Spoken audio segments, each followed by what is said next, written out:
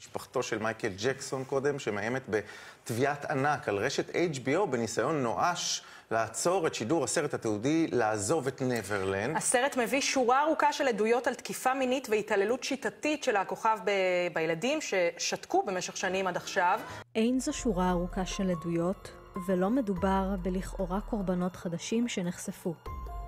מדובר בווייד רובסון וג'ימי סייפצ'ק, שטבעו בין השנים 2013 ו-2016 את עזבונו של ג'קסון וחברות וישויות כלכליות נוספות שבבעלותו תביעות אזרחיות במטרה לקבל כסף. השניים אף מיוצגים על ידי אותם עורכי דין, ביניהם וינס פינלדי. תביעותיהם נדחו ב-2015 ו-2017. לפני שנמשיך, חשוב לציין, כל המקורות עליהם מתבסס הסרטון נמצאים בתיאור הסרטון לעיונכם. ג'יימס ג'ימי סייפצ'ק טען שג'קסון הראה לו פורנו ופורנו ילדים כחלק מהליך טיפוח פדופילי. מחיפושים בנכסיו של ג'קסון ידוע שלא נמצא חומר פדופילי. יתרה מזאת, ה-FBI ערך ב-2004 סריקה מקיפה של כל המחשבים בנכסיו של ג'קסון שנמצאו נקיים לגמרי מפדופיליה.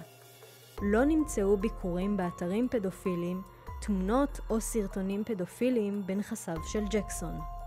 ווייד רובסון נמצאו סתירות רבות בציר הזמן ובסיפורו של רובסון, עליהן ניתן ללמוד בהרחבה בסרטון שכותרתו מייקל ג'קסון ווייד רובסון, הסיפור האמיתי שמצורף בתיאור. בקצרה, רובסון סבל מהתמוטטויות עצבים עקב לחצים בקריירה שלו ככוריאוגרף, התקשה לעבוד ונכנס לקשיים כלכליים. מאז שהתקשה לפרנס את משפחתו, טוען רובסון באופן נוח שג'קסון פגע בו מינית, ולכן מתקשה לעבוד בתחום הבידור. כך גם אם לא יזכה בכסף, יזכה בחמלת הציבור, ואולי בעקבות כך, בעבודה. הנה ציטוטים מתוך כתב התביעה שהגיש העיזבון כנגד HBO. HBO ודן ריד, הבמאי של Living Neverland, לא טרחו להצביע על כך שהגברים הללו נתפסו משקרים באופן חוזר ונשנה תחת שבועה במהלך הדיונים המשפטיים עם העיזבון של ג'קסון. השופט מצא שאחד משקריו של רובסון הוא כל כך חמור, ולכן התעלם מהצהרות בשבועה שמסר רובסון, ומצא שאף אדם רציונלי שבודק את העובדות לא יכול להאמין להצהרות שמסר תחת שבועה. ספציפית, רובסון אמר תחת שבועה שלא ידע על קיומו של העיזבון של ג'קסון עד מרץ 2013, למרות שנפגש עם ג'ון ברנקה, המנהל של עיזבונו של ג'קסון, ב-2011, בניסיון כושל להציע את מועמדותו לתפקיד הבימאי במופע סירק דה סוליי בנושא מייקל ג'קסון. השופט מצא שרובסון שיקר תחת שבועה בנושאי מפתח במהלך הדיונים, ורובסון נתפס על חם, מסתיר ראיות קריטיות מבית המשפט, מעזבונו של ג'קסון ואף מעורכי דינו. במהלך הדיונים עם עזבונו של ג'קסון, רובסון נתפס משקר. הוא נשבע תחת שבועה ב-2016 שניהל תקשורת כתובה פעם אחת בלבד בנוגע לטענות ההתעללות החל ממאי 2012 ועד התאריך של הצהרתו בשבועה. בפועל, רובסון ניהל אלפי התכתבויות כאלה ודיבר עם כולם על סיפור ההתעללות המתפתח שלו ואף ביקש עזרה לבנות את סיפור ההתעללות. ניתן לראות שלא מדובר במידע חדש. השניים בהחלט לא שתקו עד עכשיו. תביעותיהם נדחו על ידי בית המשפט, ויתרה מזאת, השניים הגנו על ג'קסון לאורך חייו. במהלך המשפט ב-2005, סייפצ'ק חתם על תצהירים בהם קבע כי ג'קסון לא התעלל בו מינית, ורובסון היה עד ההגנה הראשי של ג'קסון והעיד תחת שבועה שג'קסון לא ביצע בו מעשים מגונים מעולם.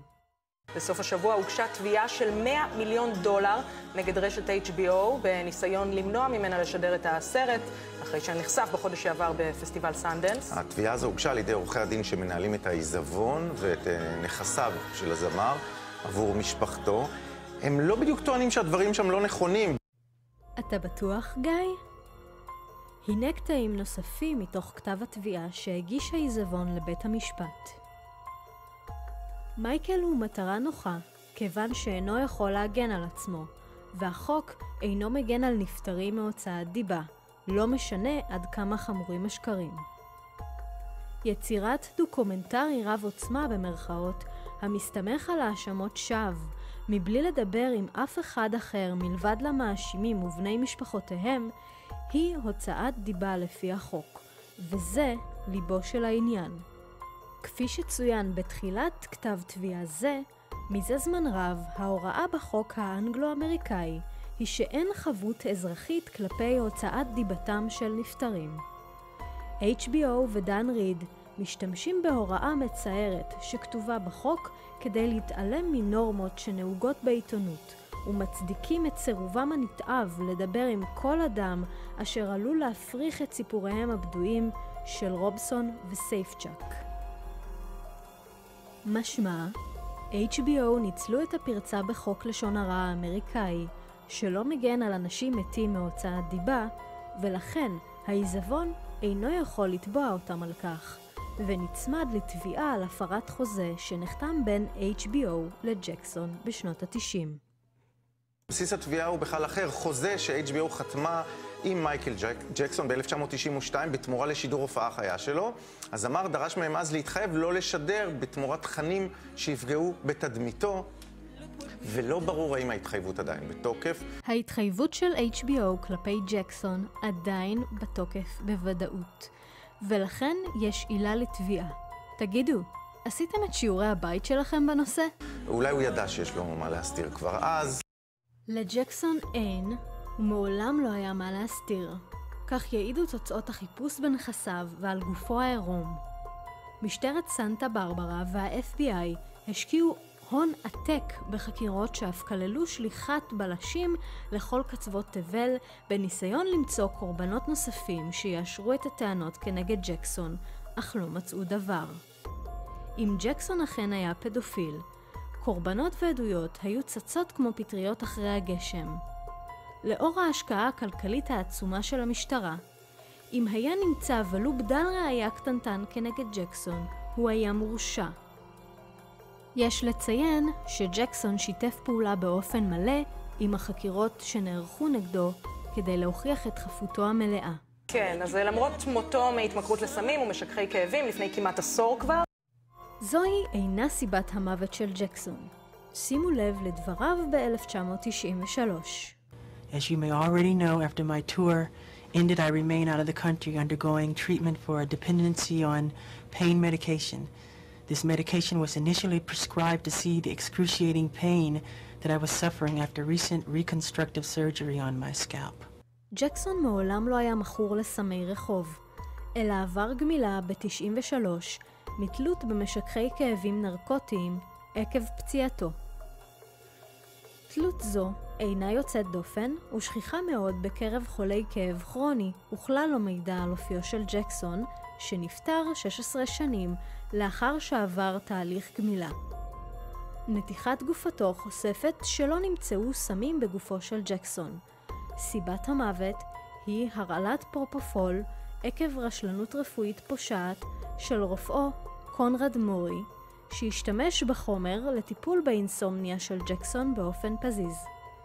פרופופול הוא חומר טשטוש והרדמה, שהשימוש בו מותר רק על ידי רופא מרדים, בסביבת בית חולים ובפיקוח צמוד. מייקל ג'קסון הוא מפעל עצום של בידור וזכויות יוצרים על שירה ועל יצירות של אחרים שרכש בחייו. המותג ממשיך להכניס כ$400 מיליון מדי שנה. נכון, בחייו ג'קסון היה האדם המפורסם בתבל, וכיום מרוויח יותר מרוב האמנים החיים.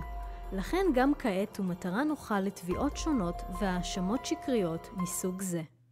ויורשיו מוטרדים שזרם המזומנים ייפסק אם הדימוי שלו יוכתם על ידי הסדרה המדוברת. What do you say to critics who support Wade and James and say that you're just trying to protect Michael Jackson's legacy and also the royalties from his music?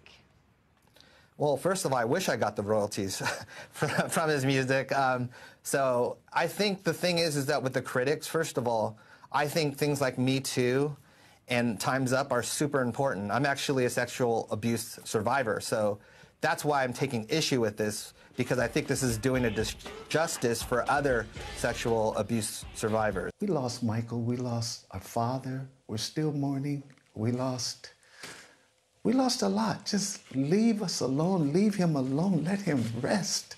Please, let him rest. He deserves to rest. Can I ask Michael's 3 children, how are they coping with all of this controversy that seems to come up again and again? The saddest thing for me about that is that they've almost lost hope. They've lost hope that it, you know, I talked to Prince about it, and for him, it's like nothing's going to change. You know, it was almost a defeated attitude because he's lost faith in the media to report the truth. He's lost faith in the media to actually research and do, you know, I guess do their job of what they're supposed to do. You're not supposed to report something until you know both sides to it. ילדיו ומשפחתו של ג'קסון מתפרנסים ומצליחים בזכות עצמם, ונראה שהם יותר מודאגים מהחתמת שמו של ג'קסון, שהיה אח, בן, דוד ואב מסור.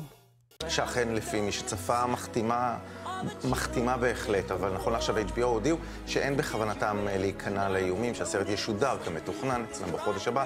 בארץ יש דוקו, רכשו את לעזוב את נברלנד לשידור. מה אני אגיד לך, לא פשוט להיות המת הכי מרוויח בעולם כבר כמה שנים טובות. At every opportunity, the media has dissected and manipulated these allegations to reach their own conclusions.